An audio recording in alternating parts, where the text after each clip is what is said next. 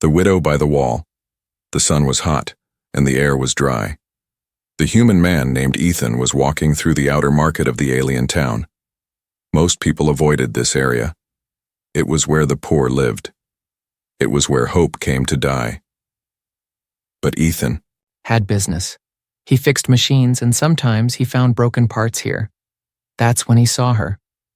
A woman, alien, tall and slim, was sitting near the dusty stone wall with two small children beside her. Her clothes were torn, her eyes tired. Her skin was pale and dry, but she still tried to sit straight with pride. Her children leaned against her, not crying, not speaking, just quiet. She looked up when Ethan passed. Her voice was soft, but clear. "Human, please stop." Ethan turned. "Do I know you?" "No," she said, "but I know kindness when I see it." He frowned. "What do you want?" She stood slowly. Her body was weak, her steps slow. She bowed her head. "I am a widow. My husband is dead. I have no family, no food. My children are all I have. I can work, I can cook. I will not be a burden." Ethan stared, confused. "What are you asking me?" She looked into his eyes. "Take us in. I will be a good wife to you. My children are well behaved. Just, please don't let them starve." Ethan's heart skipped. "You don't even know me." "I don't need to," she replied. "I only need to save them." One of the children, a small girl with green eyes and thin arms, held up a piece of dry bread. She broke it in two and gave it to her brother. Then she smiled at Ethan, soft, tired, but grateful. Ethan looked around. No one else was watching. People passed them like shadows. No one cared. No one ever cared. "You can't just offer yourself like this," he said, his voice low. "It's not safe." The woman nodded. "I know. But my children are dying. What would you do if you were..." "Me?" Ethan didn't answer. Instead, he sat down near them slowly. The kids stared at him but didn't speak. They looked scared, but also hopeful. "What's your name?" he asked. "Vila." "And the children?" "This is Lonnie," she said, touching her daughter's head. "And this is Ren." Ethan looked at them closely. Their clothes were worn but clean. Their eyes were quiet but not empty. They were trying to be brave. Too brave for one so small. "Where are you staying?" Vila shook her head. "Nowhere. We sleep behind the merchant stalls under covers when we find them." "That's dangerous," he said. "Yes," she whispered, "but we're still alive." Ethan sighed. He didn't plan for this. He didn't come here to take care of anyone, but something inside him wouldn't let him walk away. Not from her. Not from those kids. "All right," he said after a long pause. "You can come with me. Just for the night. I have food. I have extra blankets." Vila lowered her head in thanks. "That is more than I could ever repay." "I didn't ask for payment," he said. "But I offer it," she said quietly. Ethan stood and helped her up. Her hand was cold. The children followed silently. As they walked, Ethan noticed how the little boy held his sister's hand tightly, like he was afraid she would disappear. He looked back at Vila. Her face was calm, but her eyes, they carried years of pain. Back at Ethan's place, a small house on the edge of the city, he gave them water and bread. The children ate slowly, careful not to waste a crumb. Vila didn't eat. She only watched her children, smiling softly. Ethan asked, "Aren't you hungry?" She shook her head. "I will eat later when they sleep." But Ethan saw the truth. She was starving. Still, she gave it all to her children. That night, after the kids fell asleep curled together on a warm blanket, Vila sat near the door, her knees pulled to her chest. Ethan handed her a small bowl of soup. "Please," he said, "eat something."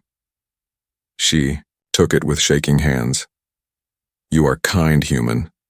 I'm just not heartless. You will make a good mate one day," she said softly. Ethan didn't know how to respond to that. He went to his own bed, But sleep didn't come easy. His mind kept going back to that moment. Her voice, her eyes, her offer. She didn't want love. She wanted to live. She wanted her children to live. And somehow, she chose him. Why? That was the question that wouldn't let him rest. Her husband was. Taken the next morning, Ethan woke to the smell of something warm, something cooking. He stepped out of his room, surprised. In the small kitchen, Vila stood with quiet focus, stirring a pot over the old heating unit. Her hands moved slowly, carefully. She wore one of his oversized shirts, cleaned and folded. It almost reached her knees. The children were still asleep. Curled together on the soft floor mat, Ethan rubbed his eyes. "You didn't have to cook." "I wanted to," she said softly. "You helped us. I can help you." He sat at the table. "You didn't rest much, did you?" "I don't rest easy," Vila answered. "Not since they came." "Who?" Vila's hand stopped for a second. She looked out the small window, as if checking for something outside. Then she returned to stirring the food. "Raiders," she said. "They came at night. They tore our village apart. They took everything, even the strong ones, even the men." Ethan leaned forward. "And your husband?" She nodded slowly. "He fought them. I told him not to, but he was proud. He told me to hide with the children. We did. We watched from the rocks. They dragged him away. Alive." Ethan's chest tightened. "You saw it?" "I saw everything," she whispered. "They beat him. Then they laughed. Then they left. I waited 2 days. I went to search, but he never came back." She placed a bowl in front of him. Thin, soup but warm and full of care. "I tried to keep hope," she added. "But hope is heavy when you are carrying children." Ethan sipped the soup. It was simple, but good. "And no one helped?" he asked. "No one dared. Raiders speak the language of fear. They own the lands beyond the city. People pretend not to hear, not to see." He looked at the children still sleeping. Their faces were peaceful now, but under their calm was something deeper. Loss, fear. "I'm sorry," Ethan said. Vila sat down across from him. "Don't be. You are the first one who didn't look away." A long silence passed between them. "I don't understand." "One thing," Ethan said. "Why offer yourself to a stranger like that?" Vila looked into his eyes. "Because I have nothing else, and because you were the only one who looked at me like I was still a person." That hit him hard. He looked away, pretending to focus on his food. But her words stayed with him. Later that day, Ethan took a short trip to the market. He needed more food, more supplies. When he returned, something felt wrong. The door was open. He rushed inside, only to stop short. Vila stood frozen, holding her daughter protectively. In front of her stood 2 large men, city guards. One of them turned to Ethan. "You're harboring a drifter." Ethan's jaw clenched. "She's a widow, with kids. She's done nothing wrong." "She's not registered in this district," the man said coldly, "and she doesn't have permission to stay." "Then give her permission," Ethan said. The man stepped closer. "That's not how it works." Before things could get worse, Vila stepped forward. "I will leave," she said quietly. "I don't want trouble." "You're not going anywhere," Ethan said. "She's under my protection." The guards didn't like that. One gave Ethan a warning glare. "Watch yourself. These aliens, especially widows, they come with stories. All of them want a free pass. You help one, they'll keep coming." They left without more threats, but the warning was clear. Ethan closed the door and turned to Vila. "I won't let them take you." Her voice trembled. "They will come back. Then we'll find a way. Together." Vila looked down. "You don't have to do this." "Yes, I do," Ethan said, "because someone should have done it long ago." He looked at the children. "They deserve better." Her eyes glistened, but no tears fell. She had cried too much already. That night, Ethan couldn't sleep again. The words of the guard echoed in his mind. She comes with a story. But wasn't that true of everyone? Was it wrong to help because someone needed it? In the quiet dark, Vila sat by the window, watching the stars, holding her daughter in her lap. Ethan whispered from across the room. If he ever comes back, your husband, what then? She shook her head. He's gone. I know it now. Ethan nodded. Then let's write a new story. She turned to him. What kind of story? One where your children never go hungry again. The children don't cry.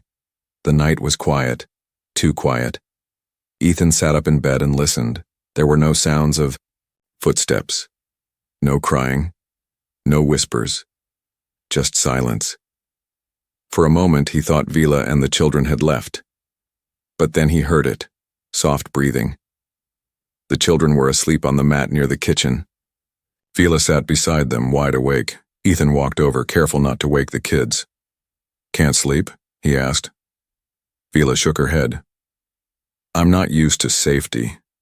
It feels like a lie. Ethan crouched near her. They're safe here. I know, she said softly, but my mind keeps thinking, what if this is just a dream? He looked at the kids. They sleep so quietly. Vila gave a sad smile. They learned not to cry. Ethan frowned. What do you mean? She hesitated, then looked away. When you cry, people notice. When people notice, they take things from you. Food, shelter, even your voice. I taught them that silence keeps them invisible. Ethan felt something in his chest, a deep ache. No child should have to learn that, he said. They didn't have a choice. He nodded slowly. Then he whispered, That's going to change. Next morning, Ethan made breakfast, nothing fancy, just eggs and dried fruit. He placed small bowls in front of the children. Eat up, he said. Ren, the boy, looked at the food, then at his sister. He waited until she picked up a spoon. Then he copied her, slowly, carefully. They still acted like guests in someone else's home. Ethan sat across from them. You can eat fast, you know. I won't take it away. The little girl, Lonnie, gave a shy smile. We don't want to waste. You're not wasting, Ethan said. This is your home too, for now and as long as you need. They looked at their mother. She gave a small nod, and only then did the kids relax a little. Vila sat down last. They're trying. I can see that, Ethan said. But they shouldn't have to try so hard just to be children. Later that day, Ethan brought out an old wooden puzzle he found at a market long ago. He set it on the floor and called the children over. Want to try this? They hesitated at first, unsure if it was allowed. But then Ren sat down, curious. Lonnie followed. Piece by piece, they began to build the puzzle together. Vila stood in the doorway, arms crossed, watching them with quiet wonder. They've never played with toys before, she said. Ethan blinked. Not even once? She shook her head. We always ran. We never stayed long enough for joy. Ethan walked up beside her. Well, they're staying now. This is their moment. Vila's voice broke slightly. You don't know what this means to me. I think I'm starting to, he said. As the children played, Ethan took Vila outside. The air was cooler today. A soft breeze touched their faces. Tell me about them, Ethan said. What were they like before all this? Vila smiled. A real one this time. Lonnie was always singing. She had no fear. She would run toward the stars if I let her. Ren was softer. He liked to draw in the sand. His hands always made shapes. She paused. But they changed after the raid. I did too. Ethan looked at her. You survived. That's strength, not weakness. Vila looked at the sky. But I want them to live, not just survive. Ethan nodded. Then let's help them remember who they are, not just who the world tried to make them. That evening, while Lonnie played with the puzzle again and Ren sat beside her quietly drawing, on the floor with a stick, Ethan sat beside them. What are you drawing, Ren? The boy looked up, unsure if he should speak. Ethan smiled. It's okay, you can talk. Ren held up the sketch. It was rough but clear. A tall man, a woman beside him, and 2 children standing in front of a house. Ethan looked surprised. Is that us? Ren nodded. Ethan turned to Vila, who had seen the picture too. Her eyes were wide. They never draw strangers, she whispered. Only people they trust. Ethan placed a hand on Ren's head gently. Thank you. The boy didn't speak, but for the first time he smiled. It was small, but real. That night, after the children fell asleep, Ethan sat with Vila again near the window. They smiled today, he said, even if it was just for a moment. Vila wiped her eyes. That's more than I hoped for. He looked at her. They don't cry, but maybe one day they'll laugh. And I'll hear their voices sing again, she whispered. Then let's build that world. She didn't answer right away. But her hand found his. She didn't pull away. And in that quiet moment, a new bond began to form. Not just of safety, but of something stronger. Trust. The hidden bruises. The days passed quietly. Ethan began to notice small changes in the house. The children laughed more. Vila smiled sometimes when she thought no one was watching. The silence that once haunted the walls was fading. Bit by bit, warmth returned, but with warmth came questions. And one question Ethan couldn't ignore kept circling in his mind. What else was she hiding? One afternoon, while fixing a broken food processor, Ethan heard a crash inside the house. He rushed in. Ren stood frozen, holding a fallen water cup. His eyes were wide with fear. His tiny hands trembled.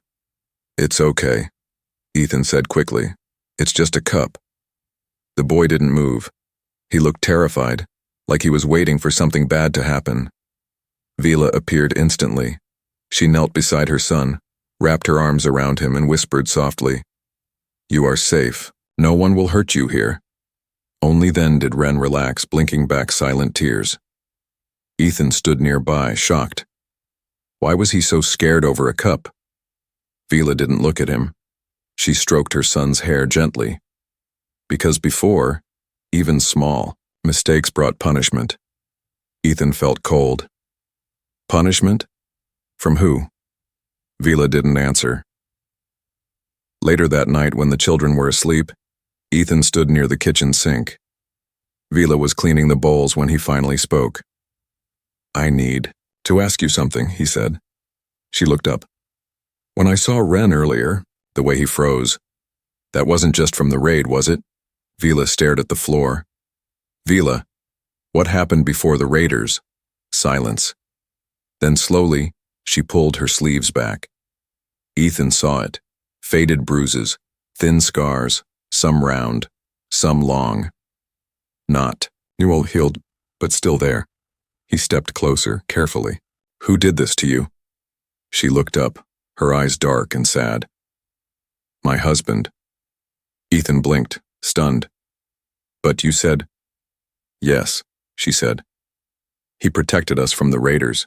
He died for us. But before that, he hurt me. Ethan sat down, heavy with the weight of her words. I married him because I had no choice, she continued. In our culture, widows are discarded. But I was born one. My parents died when I was young. A wealthy family took me in, then gave me to him as payment for debt. She clenched her hands. He gave me children, but not love. Never love. Ethan whispered. And the bruises were my place, she said flatly. If I spoke too loud, if dinner was late, if the children cried, Ethan felt sick. You lived like that for how long? 7 years. He looked at her arms again, then at her face. Her beauty didn't hide the pain. It was there in the corners of her eyes, in the lines near her lips. She had learned to suffer quietly. And no one helped? He asked. No one could, she said. And when the raiders came, he tried to stop them. He died fighting. I still don't know how I feel about that. You can feel anything, Ethan said. You're allowed. She looked at him. That's the first time anyone has said that to me. The next morning, Ethan woke early and found Vila in the garden, trying to pull weeds with her bare hands. You don't have to do that, he said, stepping beside her. I want to do something, she replied. I don't want to feel like a guest. You're not a guest, you're part of this home now. She looked up, surprised. You mean it? Ethan nodded. I do, but only if you choose it. She stood slowly. I don't know what choosing feels like. I've always been told what to do.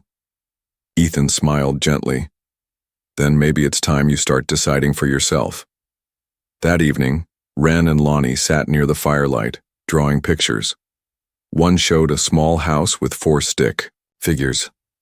Another showed a garden full of flowers. Ethan looked at Vila. Do you see that? She nodded, tears in her eyes. They're healing, she said. And so are you, he replied. She looked down at her arms, then back at Ethan. Yes, she whispered, but only because someone finally saw me. The offer. They can't refuse. 3 weeks had passed since Vila and her children came into Ethan's life.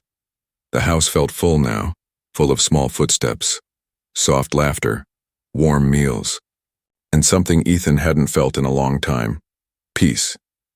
But peace never lasted long on this planet. It was late afternoon when they came.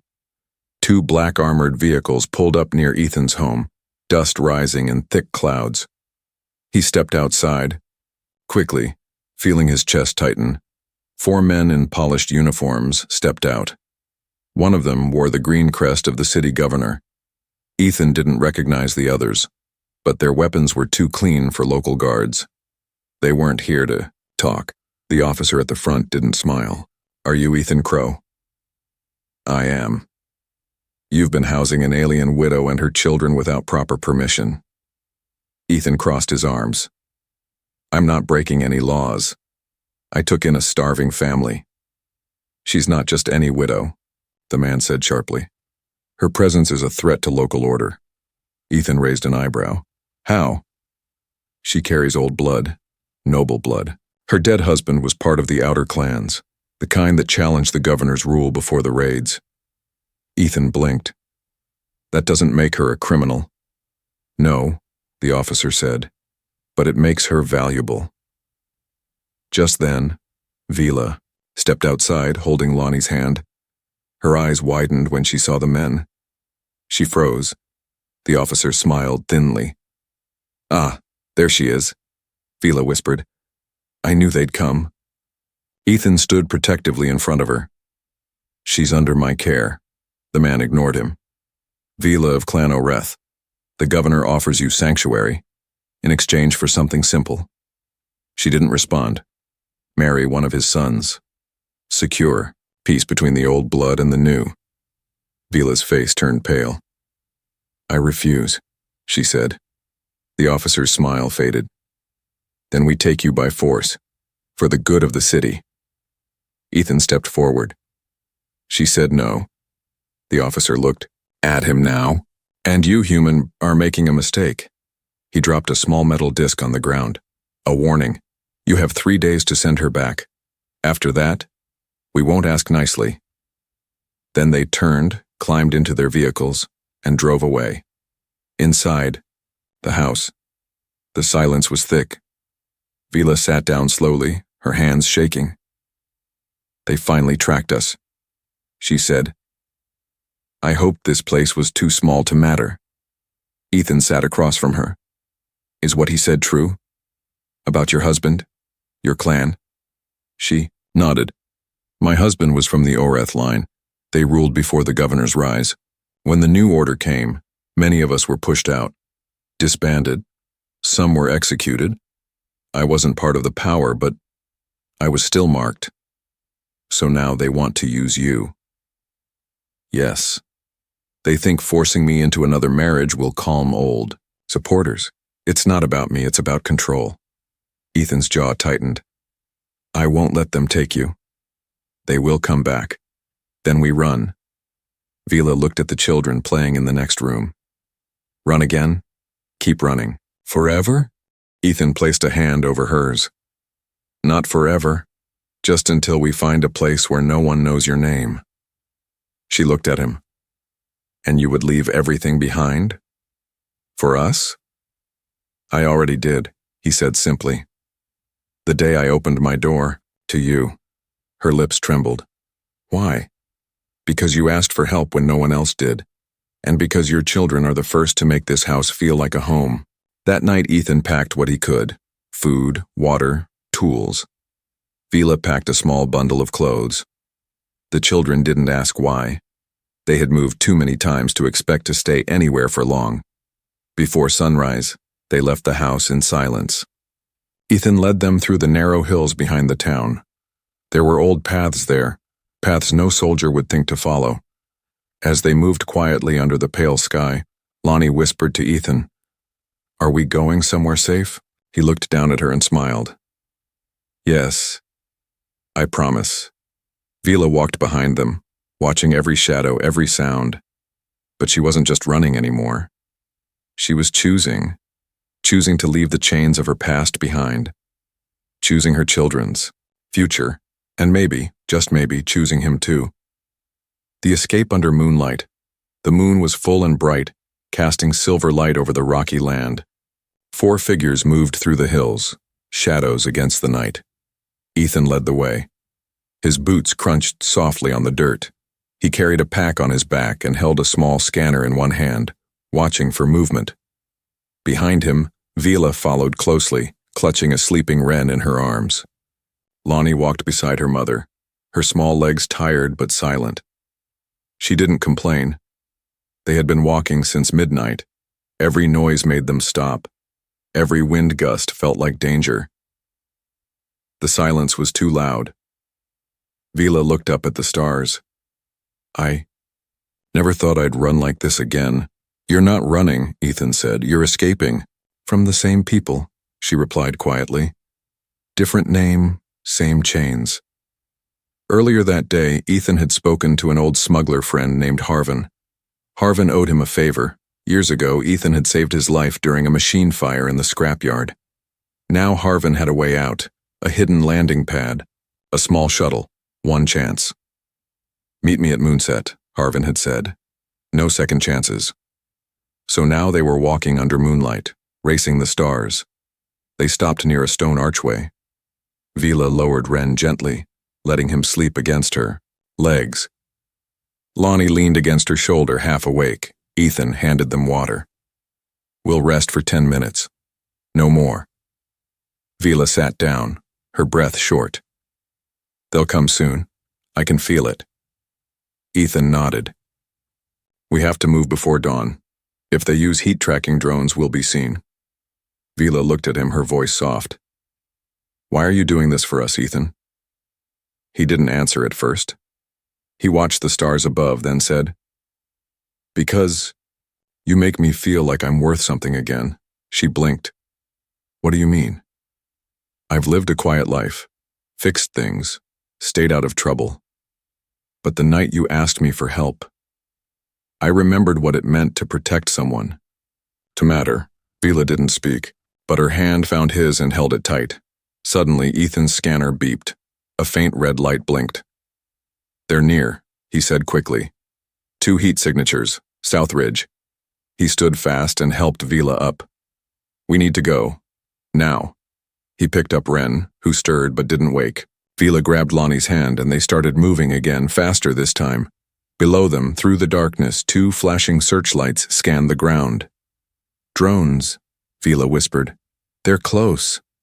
They kept low, moving between boulders and old canyon walls. Ethan's scanner showed the shuttle's location now, only 2 kilometers away. But the drones were gaining. As they reached the edge of a dry riverbed, Ethan stopped. "Stay low," he said. "Follow me. Step only where I step." The riverbed was scattered with old mines from the war. Most were deactivated, but Ethan wasn't taking chances. He moved slowly, carefully placing each foot on the same stones he remembered from old scavenger maps. Behind him, Vila followed with Lonnie. Her breath was shallow, her body shaking with fear, but her hands were steady. One wrong step, and they'd never make it. Finally, they reached the other side. Ethan scanned the distance. There, he pointed. A small light blinked in the hills ahead. Harvin's signal. Ethan smiled. We're close. But the moment of peace didn't. Sarah's sudden voice echoed through the air, a drone's loudspeaker. Stop. You are illegally escaping with a wanted alien. Halt immediately or face force. A spotlight blasted down on them. Lonnie screamed, Ren cried. Vila covered their heads, Ethan yelled. Run! They bolted across the open ridge. Blaster fire struck behind them, sparks flying. Dirt exploded at their feet.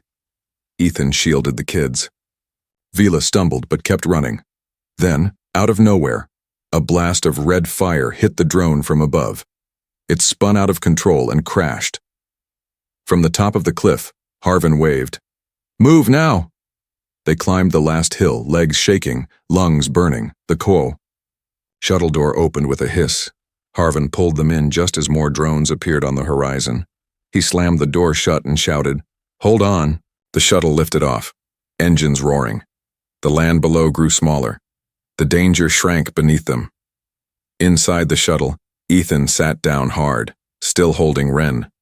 Vila held Lonnie tight, rocking her gently. No one spoke for a long time. Then Vila looked up at Ethan. We made it.